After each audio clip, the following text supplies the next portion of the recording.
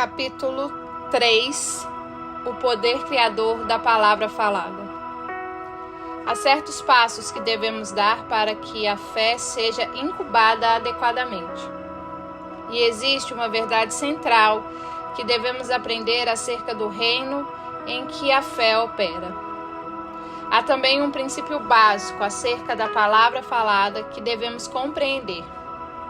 Portanto, desejo falar-lhe a respeito do poder criador da palavra falada e por que seu uso é de grande importância. Certo dia, estava tomando café da manhã com um dos mais famosos neurocirurgiões coreanos. Ele me contava de várias descobertas médicas sobre o funcionamento do cérebro.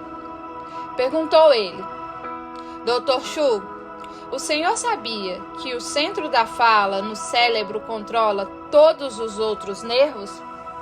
Vocês, pastores, realmente têm poder, porque, segundo descobertas recentes no campo da neurologia, o centro da fala no cérebro tem domínio sobre os demais nervos.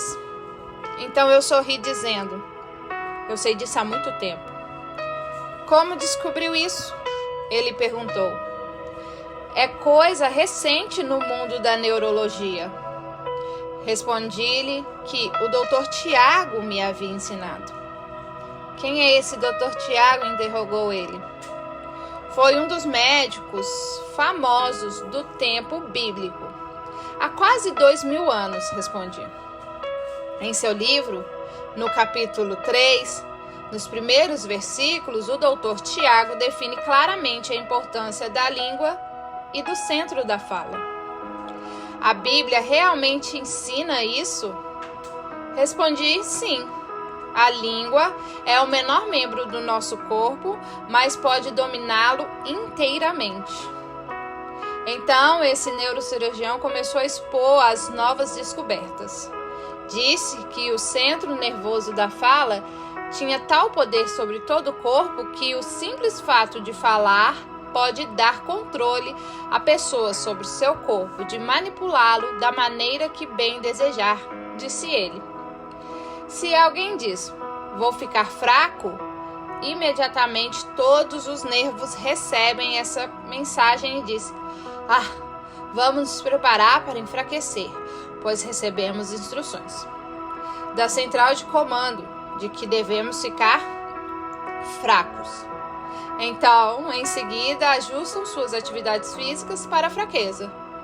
Se alguém diz, ora, não tenho capacidade alguma, não posso fazer este trabalho, imediatamente os nervos começam a declarar a mesma coisa. Sim, respondem eles, recebemos instruções do sistema nervoso central dizendo que não temos nenhuma capacidade e que devemos desistir de tentar desenvolver qualquer habilidade. Devemos nos preparar para fazer parte de uma pessoa incapaz. Se ficar dizendo, sou muito velho, sou velho demais, estou cansado e não posso fazer nada, então, de imediato, o controle central da fala responde, dando ordens para esse efeito. Os nervos respondem, sim, somos velhos, estamos prontos para a sepultura. Vamos nos preparar para a desintegração. Se alguém continua a dizer que é velho, então essa pessoa logo morre. O neurocirurgião continuou. O homem nunca deveria se aposentar. Uma vez que se aposenta, fica repetindo para si mesmo, sou aposentado. E todos os nervos começam a reagir de acordo com essa afirmação, tornando-se menos ativos e prontos para uma morte rápida. Para uma vida pessoal de sucesso. Essa conversa significou muito para mim e teve grande impacto na minha vida, pois pude perceber que um uso importante das palavras falada é a criação de uma vida pessoal de êxito. As pessoas logo se acostumam a falar de maneira negativa. Rapaz, como sou pobre, não tenho dinheiro nem para ofertar ao Senhor. Quando aparece uma oportunidade, um emprego com um bom salário, o sistema nervoso já responde. Não posso ser rico porque ainda não sei e não recebi as instruções contrárias do meu centro nervoso. Espera-se que eu seja pobre, de modo que não posso aceitar este emprego. Não posso dar-me ao luxo de ter dinheiro. Coisas iguais se atraem. E uma vez que você age como se fosse uma pessoa pobre, atrai pobreza. Essa atração, se permanecer consistente, permitirá que viva sempre na pobreza. Exatamente como a Bíblia falou quase 2000 anos atrás. Assim é hoje. A ciência médica recentemente descobriu esse princípio. Esses neurocirurgiões dizem que as pessoas devem dizer a si mesmos: sou jovem, sou capaz, posso fazer o trabalho de um jovem. Não importa qual seja a minha idade cronológica. Os nervos dessas pessoas rejuvenescerão, recebendo poder e força do centro nervoso. A Bíblia diz claramente que quem controla sua língua controla o corpo inteiro. O que você fala, você obtém. Se continuar dizendo que é pobre, seu sistema ficará condicionado a atrair pobreza e você se sentirá à vontade com ela. Prefere ser pobre. Mas se a pessoa se mantém dizendo que é capaz, que pode alcançar o êxito, então todo o corpo será levado ao êxito. Estará pronta a enfrentar qualquer desafio e vencê-lo. Esse é o motivo pelo qual nunca se deve falar de maneira negativa. Na Coreia, temos o hábito de fazer uso frequente de palavras que dão conotação de morte. Expressões como: está tão quente, estou morrendo de calor. Comi até morrer. Estou tão feliz que poderia morrer agora mesmo. E estou morrendo de medo. São muito comuns. Os coreanos repetem com frequência essas palavras negativas. E por isso que através de 5.000 anos de história coreana, temos estado constantemente morrendo, constantemente em guerra. Minha geração não viu paz total em nosso país. Nasci durante a Segunda Guerra Mundial, cresci durante a Guerra da Coreia e atualmente ainda vivo num país à beira da guerra. Antes que as pessoas mudem, devem mudar sua linguagem. Se não mudarem a maneira de falar, não mudarão a si mesmas. Se deseja ver seus filhos transformados, primeiro deve ensinar-lhes a usar a linguagem adequada. Se almeja ver jovens rebeldes e irresponsáveis transformados em adultos responsáveis, deve ensinar-lhes essa nova linguagem. Onde podemos aprender essa nova linguagem? No melhor livro de línguas de todos, a Bíblia. Leia a Bíblia toda, de Gênesis a Apocalipse. Adquira a linguagem bíblica. Fale palavras de fé. Alimente seu sistema nervoso com vocabulário construtivo, progressivo, produtivo e vitorioso. Enuncie essas palavras. Continue a repeti-las de modo que tenha controle de seu corpo inteiro. Assim, você se tornará vitorioso, pois estará completamente condicionado a enfrentar seu ambiente e suas circunstâncias e alcançar o êxito. Essa é a primeira razão importante para usar a palavra falada. Criar o poder de ter uma vida pessoal de êxito para os propósitos de Deus. Há um segundo motivo pelo qual necessitamos do uso do poder criativo da palavra falada. Ela não somente pode nos ajudar a ter êxito em nossa vida, mas o Espírito Santo também precisa que a usemos a fim de realizar o propósito de Deus. Quando entrei para o ministério, sentia-me em luta até no meio de meus sermões e percebia impedimentos em meu espírito. Então, o Espírito do Senhor descia a meu espírito e era como se eu estivesse vendo televisão. Na tela da minha mente via tumores desaparecerem, tuberculose sendo curada, aleijados que se apoiavam em muletas repentinamente, jogá-las de lado e andar. A Coreia está tão longe dos Estados Unidos que eu pouco tinha ouvido desse ministério de libertação e de cura. Até os missionários que me cercavam ignoravam esse ministério e conversar com eles só me trazia mais confusão. Cheguei à conclusão de que esse era um impedimento criado por Satanás. Todas as vezes que isso acontecia, eu dizia: espírito de atrapalhação, sai de mim. Ordeno que saia de mim, me deixe. Quanto mais eu ordenava, tanto mais claramente podia ver os doentes sendo curados. Fiquei tão desesperado que quase não conseguia pregar. A visão aparecia constantemente, de modo que me dediquei a orar e a jejuar, esperando no Senhor. Então ouvi o Senhor dizer ao meu coração: filho, isso não é atrapalhação de Satanás. Esse é o desejo visual do Espírito Santo. É palavra de sabedoria e de conhecimento. Deus deseja curar essas pessoas, mas não o pode fazer até que você fale. Não, respondi. Não creio nisso. Deus pode fazer tudo sem que eu jamais tenha de dizer uma só palavra. Mais tarde, li no primeiro capítulo de Gênesis.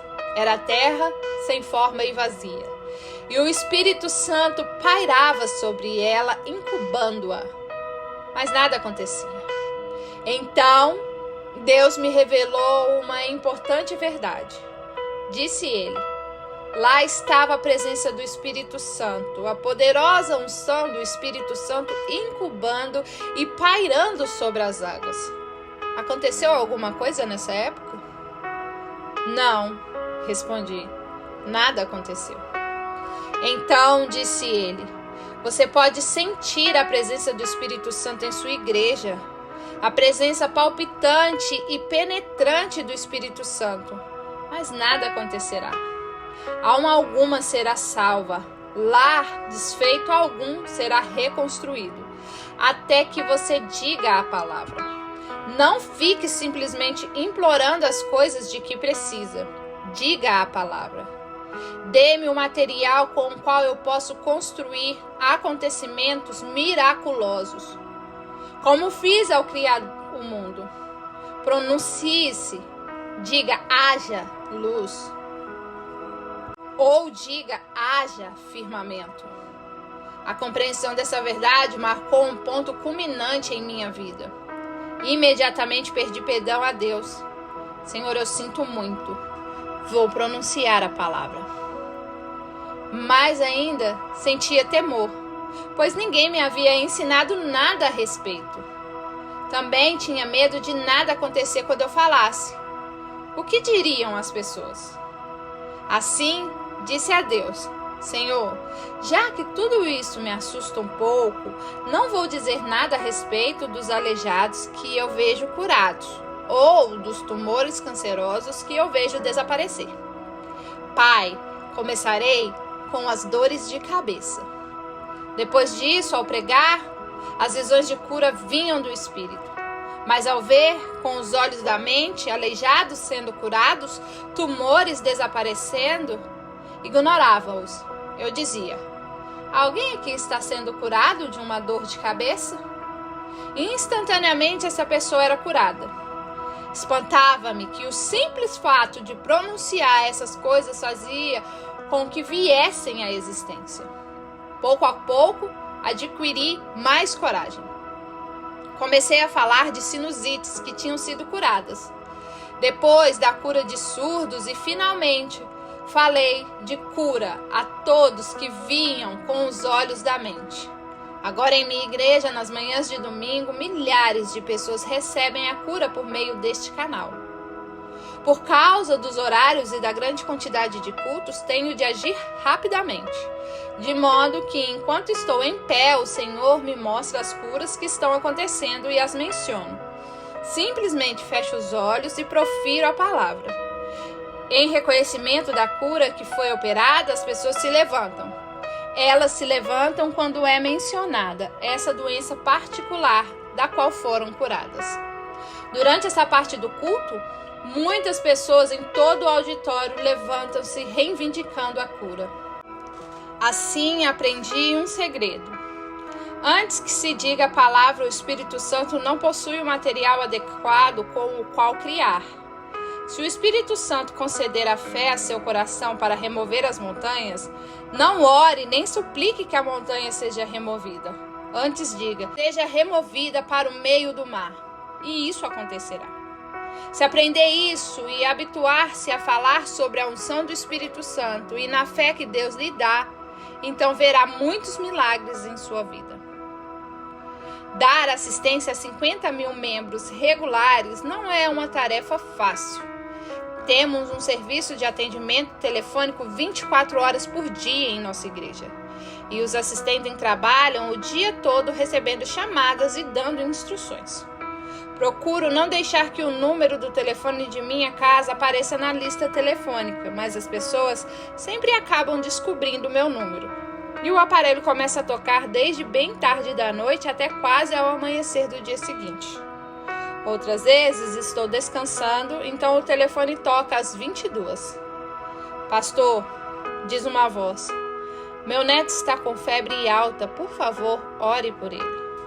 Às 23, outra voz soa ao telefone. Meu marido ainda não voltou do trabalho. Por favor, ore por ele. E eu oro. À meia-noite o telefone torna a tocar e uma mulher chorando me diz: meu esposo chegou aqui em casa e me espancou. Ah, isso é terrível. Já não desejo viver. Assim, tenho de orar por ela. À 1 da manhã, recebo o telefonema de um homem bêbado que me diz: minha esposa frequenta a sua igreja. O que o Senhor lhe ensina para que ela se comporte desta maneira? Então, lhe dou uma explicação detalhada. Ainda de madrugada, chega uma chamada do hospital. Pastor, a pessoa está agonizando. Pode vir e orar por ela? Seu último desejo antes de morrer é ver o Senhor. Assim, livro-me do cobertor e saio correndo para o hospital. O telefone toca tanto que às vezes simplesmente desligo o fio da tomada. Exclamo, simplesmente me recuso a viver dessa maneira, eu vou para a cama. Mas o Espírito Santo fala ao meu coração: você está sendo um bom pastor? O bom pastor nunca deixa suas ovelhas sem ajuda. Então me levanto e ligo o fio de novo. Há uma vantagem quando viajo para o exterior. Finalmente posso ter uma noite de sono de descanso. Certa noite, durante um inverno muito frio, estava bem confortável na cama, quase adormecendo, quando o telefone tocou.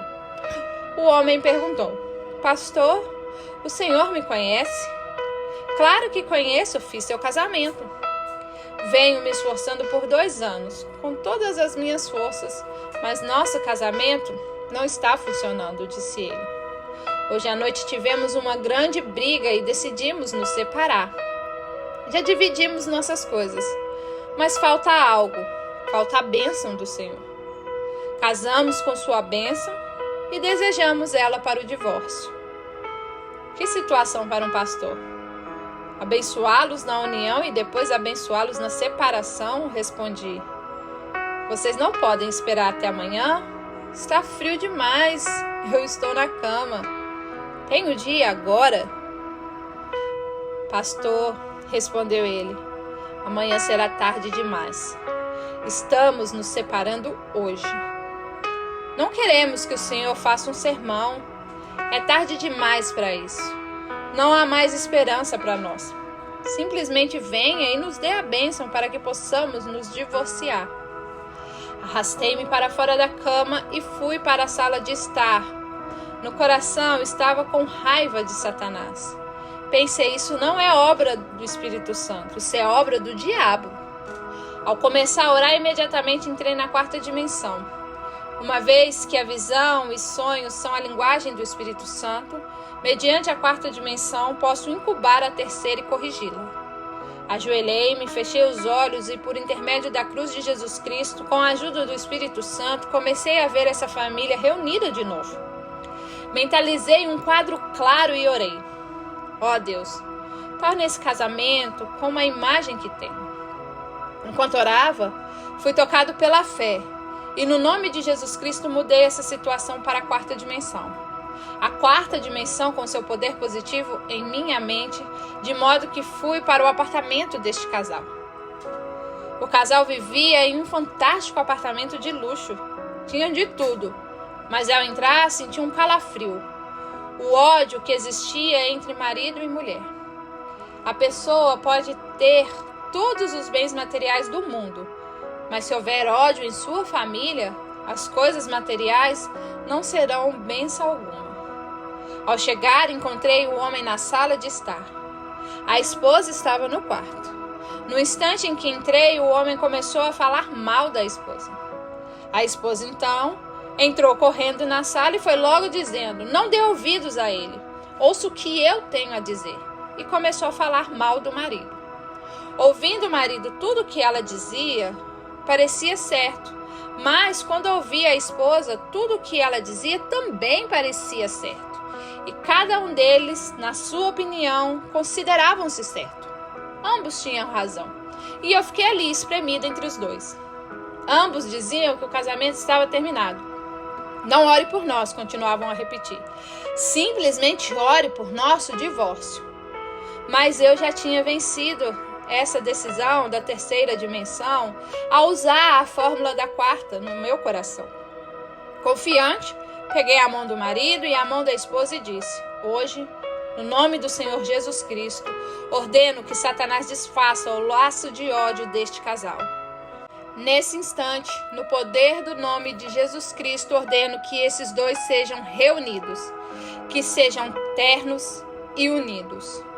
Subitamente senti uma gota morna cair sobre a minha mão. Ao olhar para o homem, vi que ele estava chorando. As lágrimas escorriam-lhe pela face. Pensei comigo mesmo: louvado seja Deus, funcionou.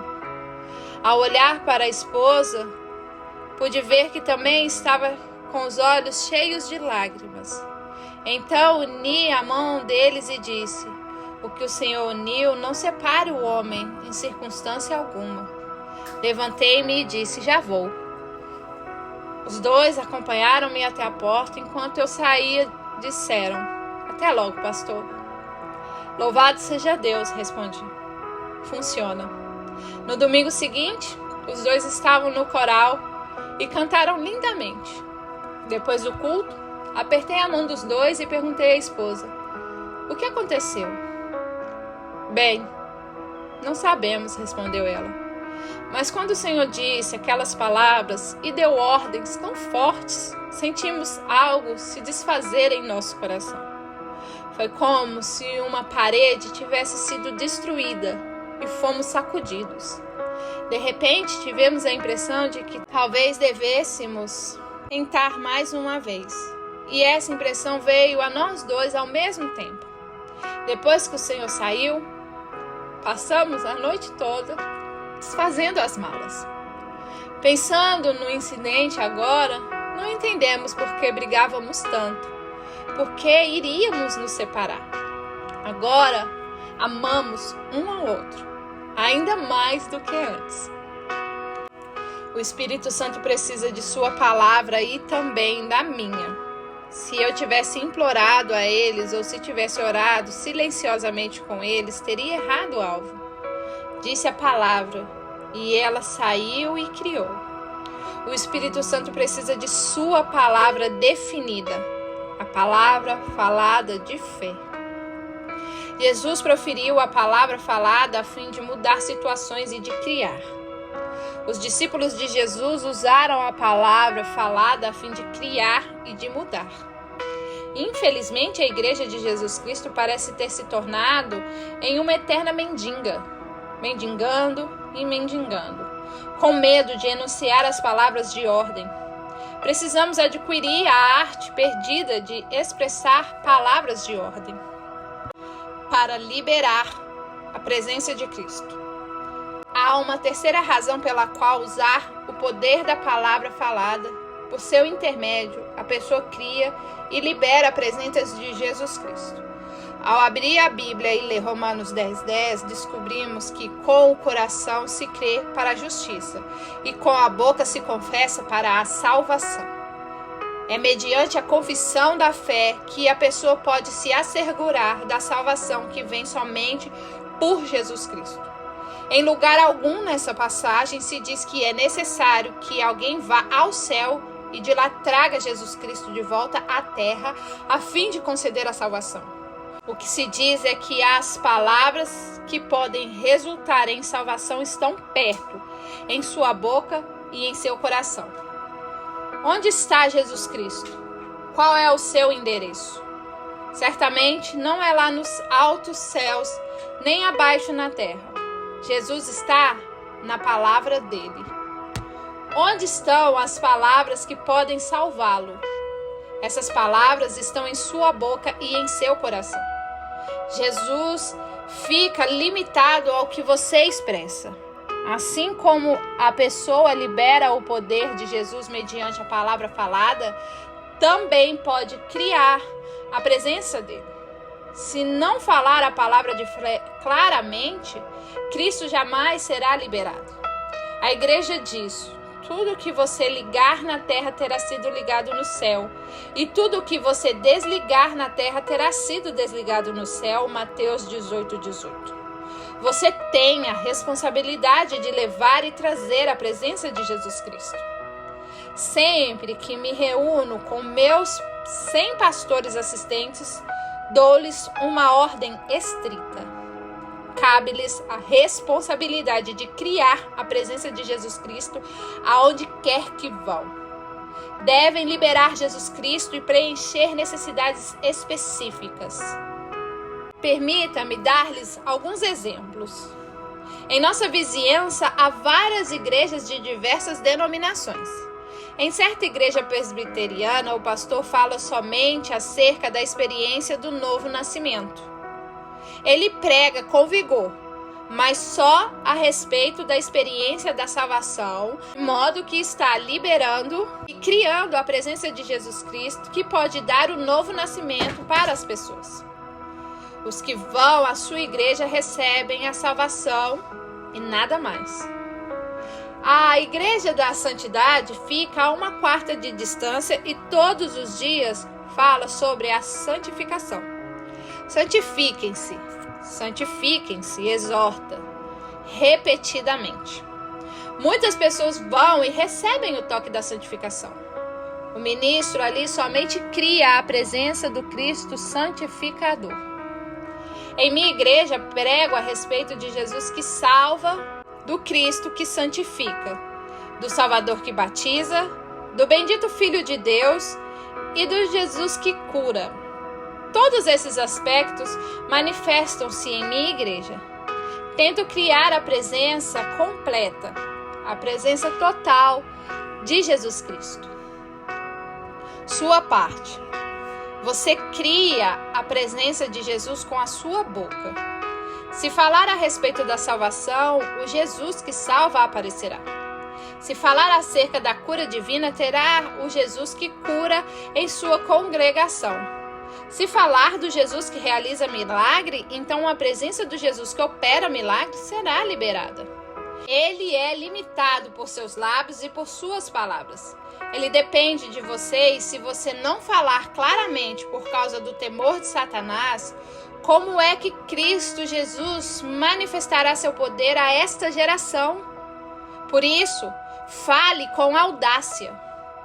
Muita gente tem problema demais no lar por não edificar um altar da família. Se o pai mantém o altar da família e fala claramente a respeito da presença de Jesus Cristo em seu lar, pode criar a presença de Jesus Cristo ali. E Jesus vai tomar conta de todos os problemas daquela família.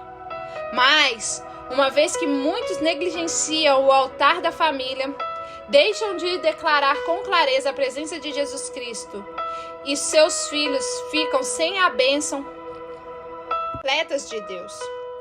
Não é necessário esperar até receber um dos dons espirituais específicos. Sempre digo que os dons espirituais residem no Espírito Santo. Você mesmo jamais poderá possuir um dom espiritual. Suponhamos que eu possuísse o dom de curar. Então eu curaria todos os que me procuram indiscriminadamente. Se eu tivesse o dom, o daria a todos. não estaria discernindo clara ou justamente. O Espírito Santo vê uma necessidade e permite que a operação de um dom flua por meio de alguém para suprir essa necessidade. É importante lembrar que todos os dons residem no Espírito Santo, pois é Ele que habita em sua igreja e que mora em você. Por meio dele é possível ter todo tipo de ministério, do ensino, da evangelização, da missão pastoral e da cura divina. Por seu intermédio, como um canal, o Espírito Santo pode manifestar-se.